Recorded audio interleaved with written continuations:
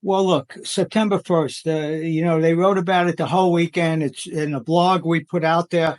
It was mentioned. We wrote about it in that blog. It's all there for you folks to read.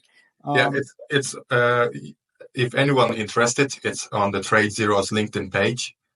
I can put the link as well if anyone interested. Richie is posting every week, and it's being published on the TradeZero LinkedIn page. Sorry to interrupt you. Yeah, no, good. And look, the idea is to be ahead of the curve. The idea, and I've written a market letter. I haven't written it for a very long time until TradeZero approached me to write it.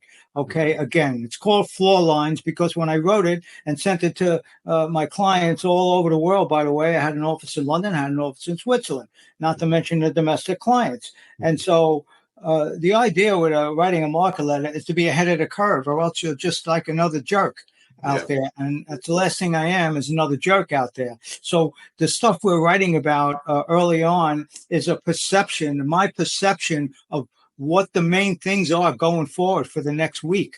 And you will find by reading that more times than not, you're going to find some things that are very pertinent in there. Last week, Leo was here, Madeline was here. We spoke about the IWM. We spoke about the financials. And I mentioned specifically a number of times during last week's interview the importance of those two segments of the market. And then the second thing was that everybody was speaking about September, the worst month of the year. And it is. It's historically the worst month of the year. All right. So they built up this Monday morning puke, if you want to call it. If you haven't eaten lunch yet, I apologize. But this Monday morning puke was all pre-recorded because they built up this scenario and they worked people up into a frenzy. Well, let me get out of this market. It's September. Okay. And it just picked up momentum from there now. All right. And you see that the IWM and the financials are very weak. And they continue to be weak. And to me, this market, and obviously the Magnificent Seven and semiconductors are weak, but you're not going to see this market turn around until you see the financials gaining traction again and the IWM. Technical areas are borders. And algorithms go to borders, and they go to the resistance areas, which is the top border, and they go to support areas, which is the bottom, and many support and resistance areas in the middle. And this is the way this goes. So, my sense is that, the market is not going to go straight down, and they're going to control themselves, get themselves back under control. Okay. But, it may not happen for a couple of weeks. It could be a lot of sideways type action until closer to the end of the month. I mean, this is why I'm not a long range swing trader investor. It's too difficult to beat this. The news of the employment report today, it didn't, let me back up a minute. I apologize. I'm moving a little too quick. Last night at the close was Broadcom, AVGO symbol. Broadcom, they're a chip maker. They gave you a lot of insight, give you a lot of insight into the AI space. This is why the AI stocks have been like, not doing much. But if you look at the AI stocks, Broadcom, disappointed. But did they really disappoint? Okay, did they really disappoint?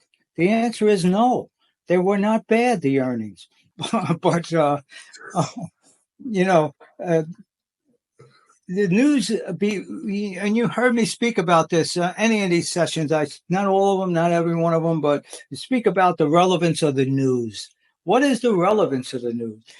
The relevance is less and less meaningful. Why? Because of all the factors involved in what a position is. If you think that the positions of today, relative to the amount of money they have under management, is not 10 million shares, it's not 2 million shares, it's not 20, it could be 40 million shares. So some of that position, these deep-pocketed investors, they don't just sit there. They don't just sit there with these positions without protecting a percentage of them.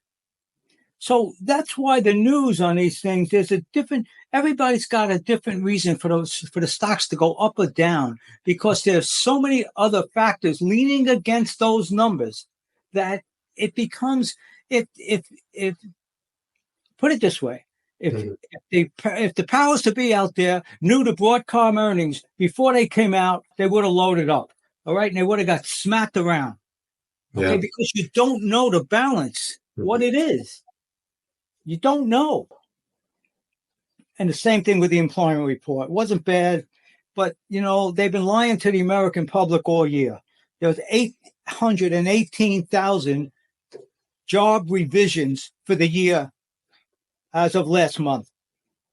That means an average of 68,000 revised. Okay. So they're putting the numbers out there, and they're causing havoc by the market going up and down because of the numbers. And then a month later, they say, "Oh, those numbers weren't good." So they just roped in the whole investment community based on those numbers that were not accurate. This is the problem here. This is why, day trading to me right now is the best way to navigate this market.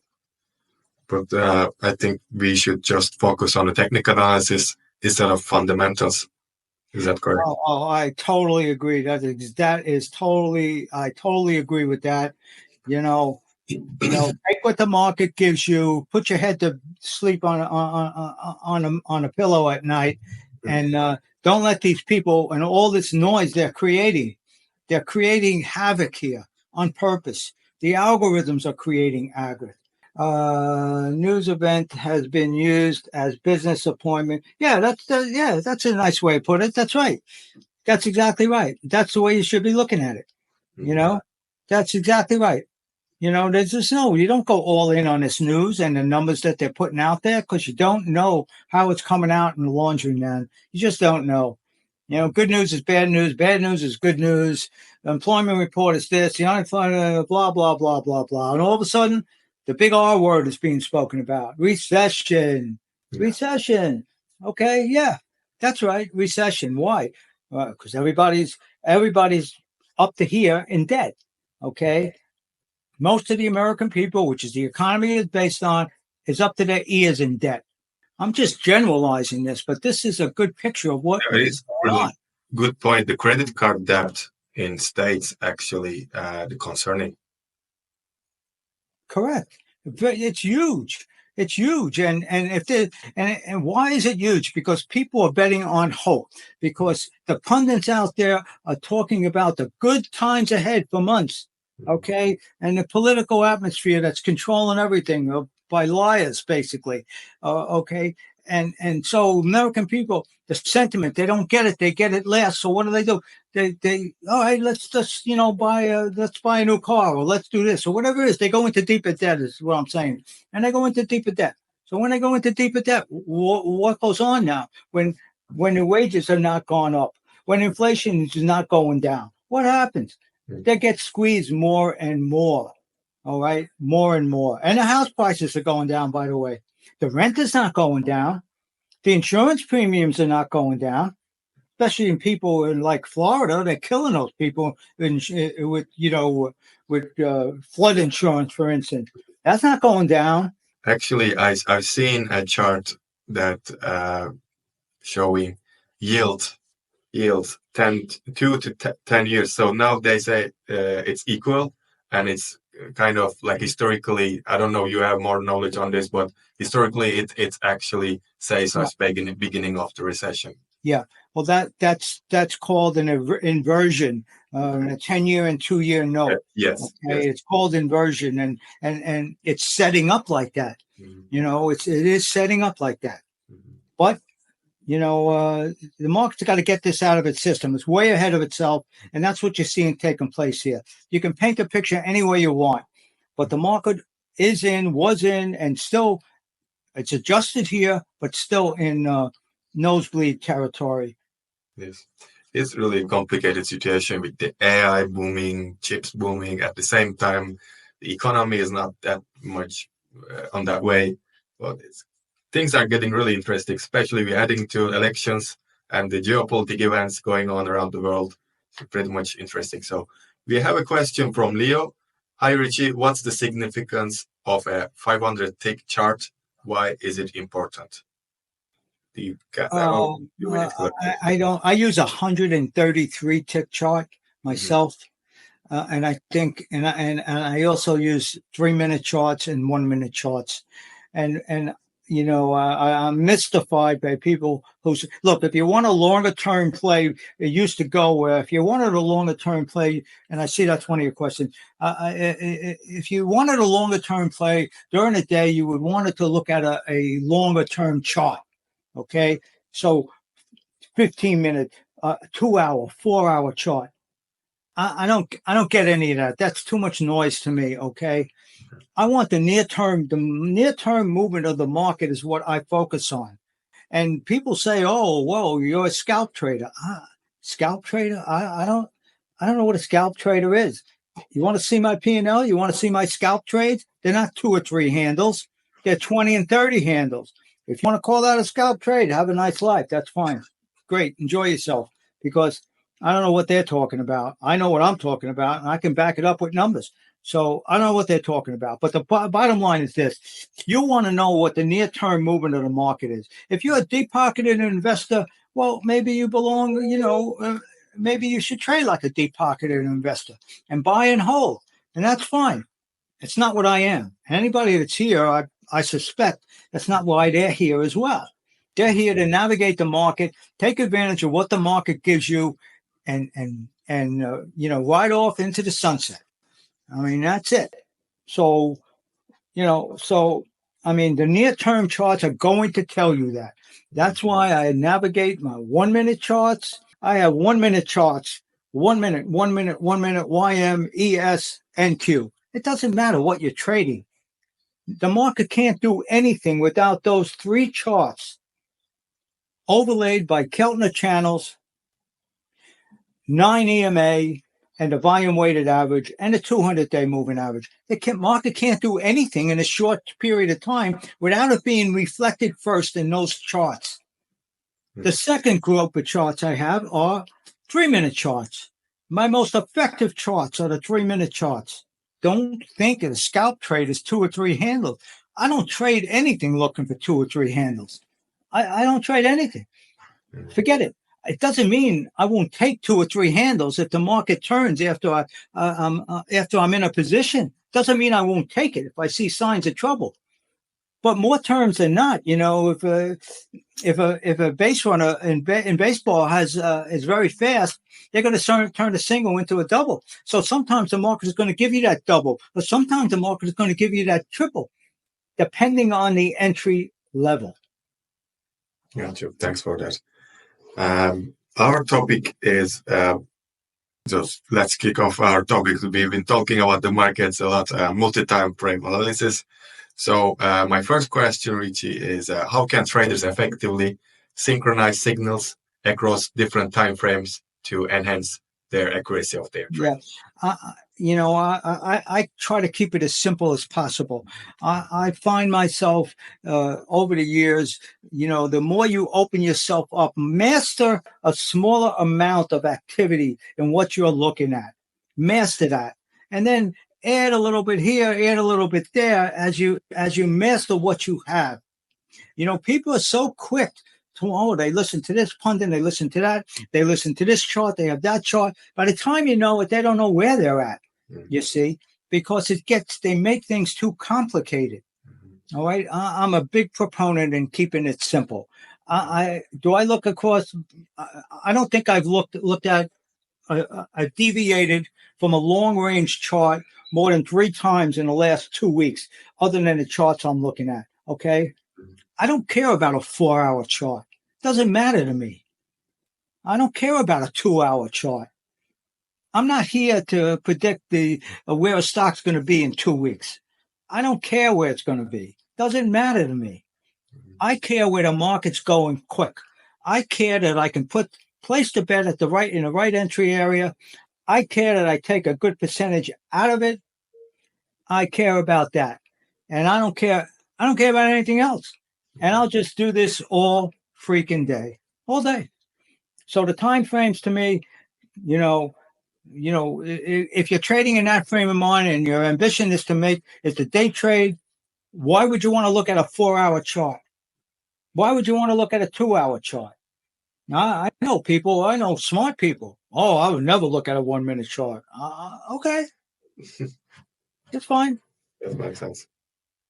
And my next question, which is, what are the best practices for identifying key support and resistance levels when using multi-time frame analysis? What's your approach before you identify the support and resistance? A time frame. If I see a discount area coming down and the market's here and coming down, I know the algorithms are going to that discount area. And if I also see that discount area is a major support area, I'm just going to close my eyes and buy that area right there. Because number one, I know the algorithms are going to go there because it's a discount area. So not only is it a discount area, not only do I have the algorithms figured out, but I know there's an important support area. Okay. What does that mean? Here, you want to read? Here, I'll read something to you. I'll read to my session before we started today. Here, 5519. 50. Now, there's something behind all of this, folks. You don't just make this up. I have some fake dots over there that somebody made and sent to me because I kid around that I put the Barron's timetable up there and throw a dart at it, and that's where we get these from. Well, ha. But anyway, 5519, a major resistance area from July 25th to July 30th.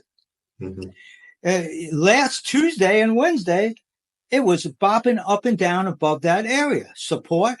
All right. And between Tuesday and today, which was yesterday, once that 5519 area puked, that was it. That's why we're down here now. Okay. All right. And so here, I mean, I can just go on and on. These areas are historical areas. So how back are you going in order to identify your support and resistance? Like, are you going back to a month or 2 months or like? Oh, no. It depends on the area. It really does depend on the area and where the area is supported or is resistance on. Oh, I mean, I have different numbers here from, down to 53, 38, 42.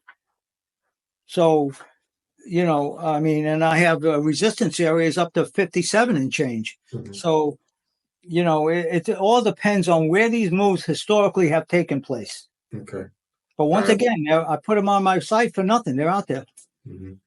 Are you using a volume profile in order to just identify those areas, or what's your techniques?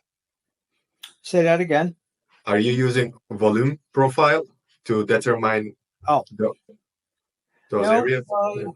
No, they're just significant areas that show up on the chart charts historically that are meaningful areas. Market open is a psychology game to me. Asking prior levels. Prior levels. Prior levels. I don't really, I'm well aware of support areas in the market, but the play I'm talking about prior to the opening, like a minute, 2 minutes before the opening on a mini puke. Listen, I'm going to play that if I feel like they're pushing it down to clear the way on the way up. In other words, they want everybody out of the way to create an up opening. And that happens so many times. If my 3-minute Keltner channel, by the way, my 3-minute NQ and YM charts overlaid by Keltner channels, if they're in the same bottom Keltner channel mode, okay, I'm closing my eyes and getting long for an up opening. And I'm going to feed it right in when they give me what I want. I'm not waiting around. I don't care if it goes up much higher than where I'm getting out. I'm just printing money like that. The play is over. Once I make that play, I take what the market gives me, and then I say goodnight and get back to the set position. So, prior levels, overnight levels mean something, but not so much on an opening play that I'm describing. Okay. Thanks for that, Richie. We're coming end of our time for today. Would you like to leave us with golden? I know you gave us lots of golden nuggets, but do you have any final one? Final one. look, they're going to scare people out. They could scare them more from here. They really could. The market is up in nosebleed territory. Yeah, they've hurt them, but it doesn't mean that it's over. It will be over. All right. They will gather to circle the wagons before this election. The worst part of the year, the worst part of the historical numbers regarding September and October usually occur in the last week of September and the first week in October. And so, having said that, I think it's a little early for this puke here.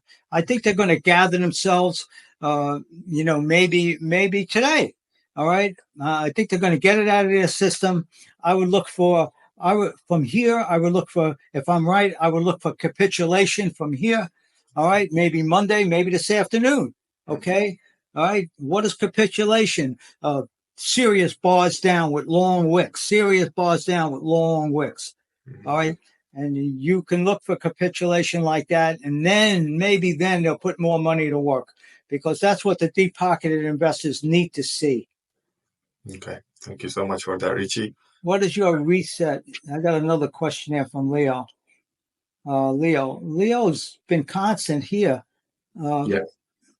Leo, what is your reset once you're out of the trade? Look, if I'm in a trade and my entry level is the right entry level, which is really the most important thing. It dictates your P&L. It dictates you where you make the trade. If you're too late on a trade, and it's up 2 or 3 handles and starts to get tired, but you should have been in 5 or 6 handles, it's the entry level that means everything. So when I'm out of a trade and it's working out very, very nicely, I'm just resetting my charts. I'm following that trade. I'm learning from that trade. Am I early? Was I too early? Did I give it away? Did I not give it away? Sometimes I'll jump right back in if I gave it away, recognizing it. It's all about letting the market show you more. The more the market shows you, the more intelligent play you can make. You let it give to you. That's why patience is huge. You need to have patience. Okay, because patience gives you time to watch the market and let the market tell you what it's going to do.